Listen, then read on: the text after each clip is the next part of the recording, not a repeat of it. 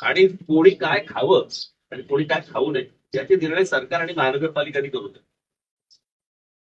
म्हणजे एका बाजूने आपण स्वातंत्र्य दिन म्हणून साजरा करायचा आणि खायचं स्वातंत्र्य नाही. म्हणजे स्वातंत्र्य दिनाच्या दिवशी तुम्ही कोणत्याही प्रकारची पत्नी आणताय, मला असं वाटतं की हेच विरोधाभास आहे त्याच्यानं. म्हणजे आपण दोन गोष्टी आपण पाळतो की एक स्वातंत्र्य दिन आणि दुसरं म्हणजे प्रजासत्ताक. म्हणजे पहिले ही सत्ता आणि इथे आपण स्वातंत्र्य म्हणतो. मग स्वातंत्र्य म्हटल्यानंतर तुम्ही बंदी कशी काय आणताय? आणि कोणाचे काय धर्म आहेत आणि कोणाचे काय सण आहेत याच्याप्रमाणे कोणी काय खावं ही गोष्ट मला असं वाटतं सरकारने सांगू नये.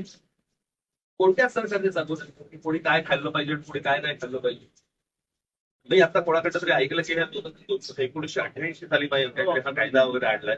मला असं वाटतं तो 88 साली आणला असेल नाही तर आता आणला असेल. मला असं वाटतं कोणत्याही सरकारने या गोष्टीचा विचार केला पाहिजे की स्वातंत्र्य दिनी आपण लोकांचं स्वातंत्र्य हिरावून घेतो.